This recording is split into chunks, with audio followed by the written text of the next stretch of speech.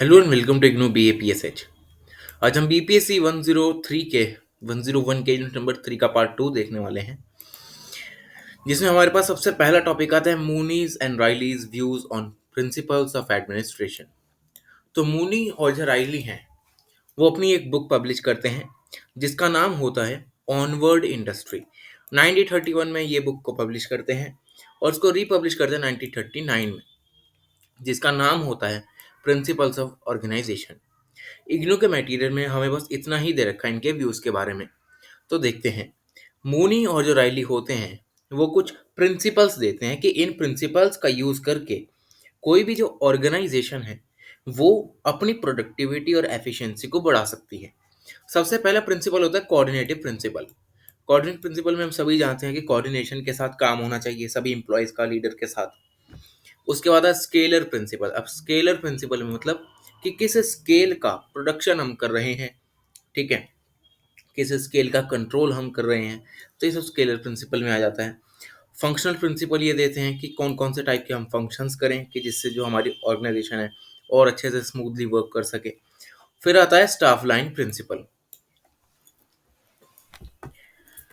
आगे देखते हैं हम MP Follett on principles of administration. तो जो एमपी फॉलेट के व्यूज हैं, अब हम देखते हैं कि वो क्या सोचती थी एडमिनिस्ट्रेशन के बारे में। तो मैरी पार्कर फॉलेट एक सिग्निफिकेंट नेम है मैनेजमेंट थिंकर्स के कम्युनिटी में। इनका जन्म बॉस्टन में होता है जो कि यूएस में है। 1868 में जन्मी और अपनी ग्रेजुएशन को इन्होंने रेड क्लिफ कॉलेज बॉस्टन से कंप्लीट किया और साथ ही साथ न्यू हैम कॉलेज कैम्ब्रिज जो कि इंग्लैंड में है, इंग्लैंड से भी इन्होंने अपनी ग्रेजुएशन को किया। पहला पेपर ये अपनी न्यू हैम नाम से देती हैं, ठीक है, जो न्यू हैम इनका कॉलेज है वहां पर अपना पहला पेपर वो पब्लिश करती हैं, जिसका टाइटल होता है the speaker of house of representatives. इनके जो भी आइडियाज होते थे एडमिनिस्ट्रेशन से रिलेटेड वो होते थे पुअर या इम्पोवरिश्ड से रिलेटेड। ये मेनली सिर्फ उन लोगों पर ध्यान देती थी जो कि ऑर्गेनाइजेशन में काम करते हैं, जिनको अच्छे से ट्रीटमेंट नहीं मिलता है, अनफेयर काम होता है इनके साथ। इन सभी से लेकर अपने आइडियाज को ये आगे एडमिनिस्ट्रेशन के प्रिंसिपल्स में डालती हैं। ये एड्रेस करती हैं ऑर्गेनाइजेशन के मैनेजमेंट को कि ये कहती हैं कि हमें सिर्फ एफिशिएंसी को बढ़ाने के लिए सिर्फ ऑर्गेनाइजेशन को मैनेज नहीं करना चाहिए। एमपी फॉलेट ये कहती हैं कि हमें अपनी ऑर्गेनाइजेशन में मैकेनिकली डिजाइंड स्ट्रक्चर लाना चाहिए through the mechanical application rules and regulations.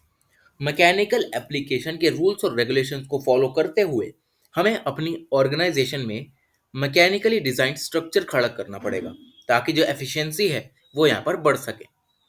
उसके बाद ये अपने इश्यूज को भी कुछ डेवलप करती हैं जैसे कि conflict resolution, power, authority and responsibility and leadership.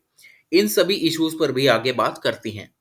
ये ओपिनियन देती हैं कि हमें अगर एम्प्लॉयज़ की एफिशिएंसी को या प्रोडक्टिविटी को बढ़ाना है तो हमें फोकस करना चाहिए मैनेजर पे कि मैनेजर जो है वो कैसे इन सभी एम्प्लॉयज़ का कन्फ्लिक्ट का रेजोल्यूशन करता है। मतलब जो भी कन्फ्लिक्ट्स वर्कर्स के होते हैं वो उनमें किस तरीके का रेजोल्यूशन लाता है और कौन कौन से ऑर्डर्स वो देता है जिसको फॉलो करके जो एम्प्लॉयज़ हैं उनमें कुछ कन्फ्लिक्ट देखने को मिलता है। उसी के साथ साथ आगे जाकर पावर ओवर और पावर विद, इन दो कंसेप्ट के बीच में भी डिफरेंशिएट करते हैं। अब पावर ओवर का मतलब ये हो गया, पावर ओवर मतलब एक आदमी की जो इच्छा है वो दूसरे पर थोपी जाए, ठीक है। मतलब एक जो मैनेजर है वो अपनी जो भी उसकी इच्छा है, ठीक है, जो भी उसकी विल है वो क्या करता है कि अपने सारे वर्कर्स पर वो इम्पोज करना शुरू कर देता है। तो वो हो जाता है पावर ओवर, मतलब एक आदमी की पावर को दूसरे आदमी जो लोग काम कर रहे हैं उन पर इम्पोज करना। उसके बाद आता है पावर विद। अब पावर विद का मतलब है कि सबको जो है वो एक साथ मिलकर काम करना, ठीक है, सबको थोड़ी थोड़ी पावर दे देना और कोऑर्डिनेटिव तरीके से काम करना। तो ये आ जाता है हमारा पावर विद में। एमपी फॉलेट लीडरशिप को भी बहुत ज़्यादा इंपॉर्टेंस देती हैं, ठीक है। वो ये कहती हैं कि एक गुड लीडर वो होता है जो कि दूसरों को इन्फ्लुएंस करे, ना कि दूसरों से इन्फ्लुएंस होकर काम करे, ठीक है। एमपी फॉलेट के अकॉर्डिंग लीडर को ऐसा होना चाहिए कि जो दूसरे जो लोग उसके नीचे काम कर रहे हैं वो उससे इम्प्रेस होकर अपना काम करने लगे, ना कि नहीं, ये ऐसा नहीं होना चाहिए कि वो सिर्फ बैठा है, पावर का यूज कर रहा है, ऑर्डर को इश्यूज करके हमसे काम करवा रहा है, खुद कुछ नहीं कर रहा है। एमपी फॉलेट इसके सब खिलाफ होती हैं। आगे जो एम्फी फॉलेट होती हैं, वो पावर और अथॉरिटी को सिनोनियम्स की तरह ट्रीट नहीं करते। सिनोनियम मतलब जो एक जैसे वर्ड होते हैं। उनके अकॉर्डिंग जो अथॉरिटी है उसका काम है फंक्शन करना, पोजीशन को होल्ड करके रखना नहीं। ठीक है, अथॉरिटी में बहुत सारे मैनेजर्स वगैरह आ जाते हैं, उनका काम होना चाहिए कि दूसरों के साथ वो फंक्शन करें। और साथ ही साथ वो ये भी कहती हैं कि अथॉरिटी को हमें कुछ पावर्स भी देनी चाहिए ताकि उसकी एक सेंट्रलिटी बनी रहे। और ये ओवर कंसंट्रेशन ऑफ पावर के आइडिया को भी यहाँ पर फेवर नहीं करती हैं। उसके बाद ये सेंट्रल अथॉरिटी के भी जो कॉन्सेप्ट है इसको भी यहाँ पर एक्सेप्ट करती है कि हाँ, हमारी ऑर्गेनाइजेशन में एक सेंट्रल अथॉरिटी होनी चाहिए जिसके पास पावर भी होनी चाहिए ताकि वो जो लोग हैं उसके अंडर अच्छे से काम कर सकें। पर साथ ही साथ वो ये भी कहती हैं कि हमारे पास ओवर कंसंट्रेशन नहीं होना चाहिए अथॉरिटी का। ठीक है, इतनी सारी अथॉरिटीज नहीं बनानी चाहिए कि एक अथॉरिटी सेंट्रल है, उसके नीचे कुछ निचले लेवल की अथॉरिटी है, उसके नीचे दूसरे लेवल की अथॉरिटी काम कर रही है। तो ऐसे जो एमपी फॉलेट हैं वो इसके खिलाफ बोलती हैं। वो कहती हैं कि हमारे पास सिर्फ एक सेंट्रल अथॉरिटी होनी चाहिए जो कि ऑर्डर्स को इशू करें, उसके पास पावर्स हों और वो दूसरे के साथ काम भी कर सकें। नेक्स्ट आता है रिस्पॉन्सिबिलिटी। अब एमपी फॉलेट के व्यूज जो रिस्पॉन्सिबिलिटी में है वो ये कहती हैं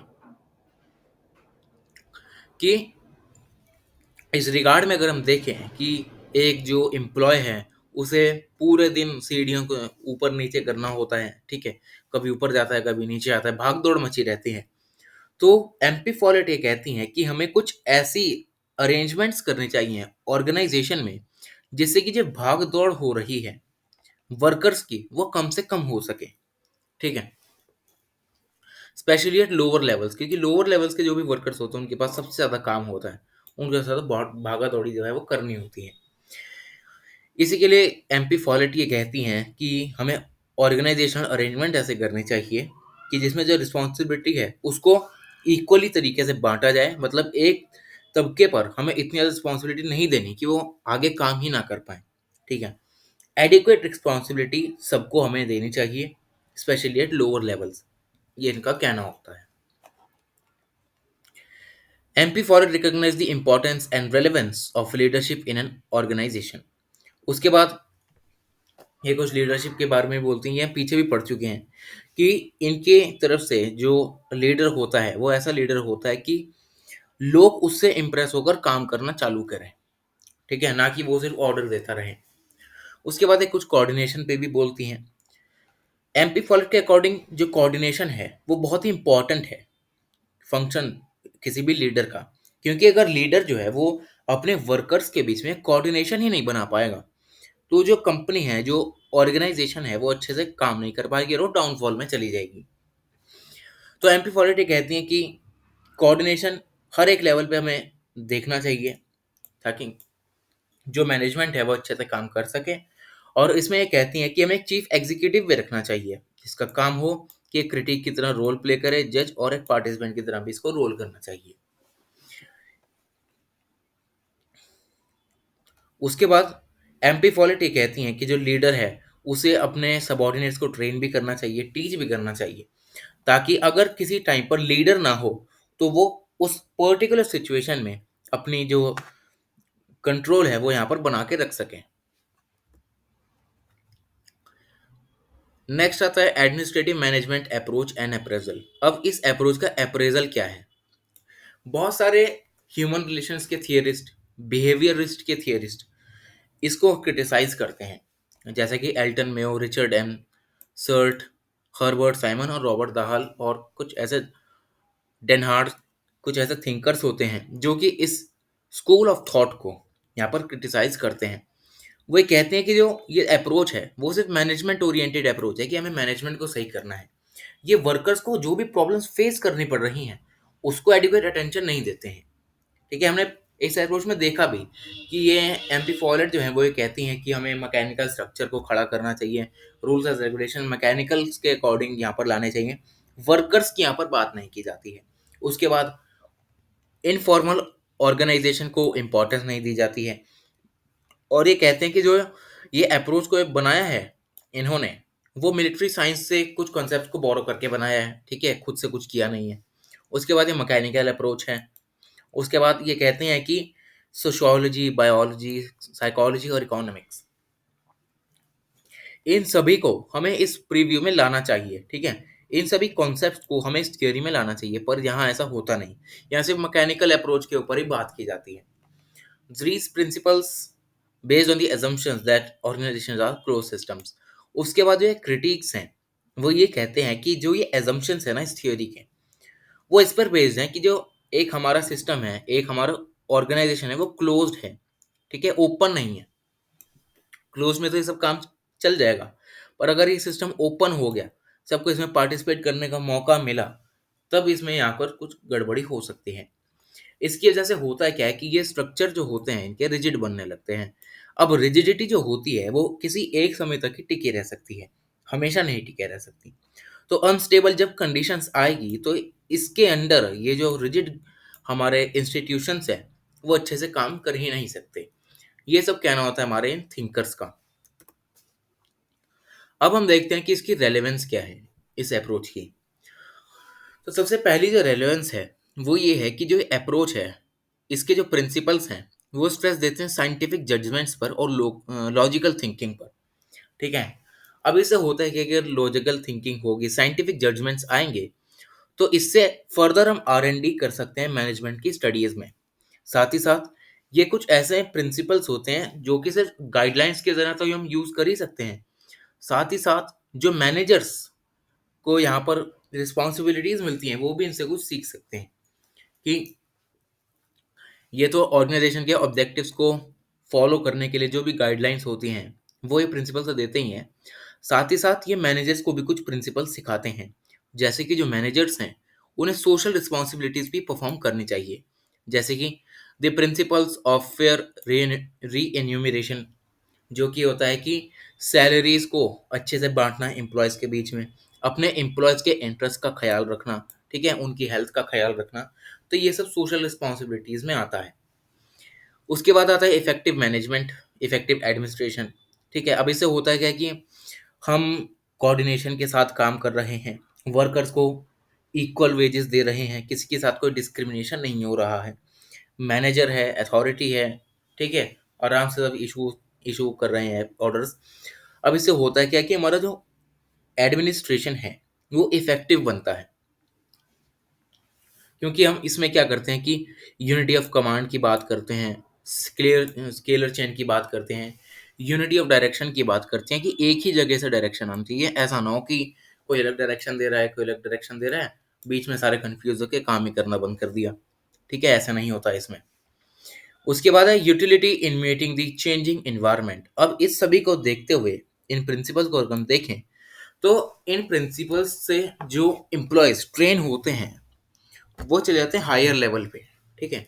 इसका मतलब अगर किसी ऑर्गेनाइजेशन में इन प्रिंसिपल्स को फॉलो किया जा रहा है और वहाँ का इन्वायरमेंट चेंज हो रहा है, तो वो जो वर्कर्स हैं, जो एम्प्लॉयज हैं, वो उसके एडेप्टिव बन जाते हैं, वो किसी भी सिचुएशन में वहाँ पर काम कर सकते हैं अगर उन्हें राइट डायरेक्शन दी जाए राइट लेवल पे। तो नेक्स्ट आता है ऑप्टिमम यूटिलाइजेशन ऑफ रिसोर्सेज। अब जो बेसिक फोकस होता है इस एडमिनिस्ट्रेटिव स्कूल का वो होता है कि हमें एफिशिएंसी बढ़ानी है, ठीक है, और इकोनॉमी को स्टेबल रखना है एडमिनिस्ट्रेशन में। अभी से होता क्या है कि इन सभी प्रिंसिपल्स के एप्लीकेशन से जो भी फंक्शनिंग होती है ऑर्गेनाइजेशन की, उससे गेंस मैक्सिमाइजेशन होता है उनका, और कॉस्ट भी कम लगती है, क्योंकि अगर हम अच्छे तरीके से वेल डिफाइंड रीएलोकेशन करेंगे रिसोर्सेज का, तो उससे कॉस्ट भी कम होगी और हम उससे प्रॉफिट भी ज़्यादा बना सकते हैं। तो ये खत्म होता है हमारा इसका part 2। Thank you so much.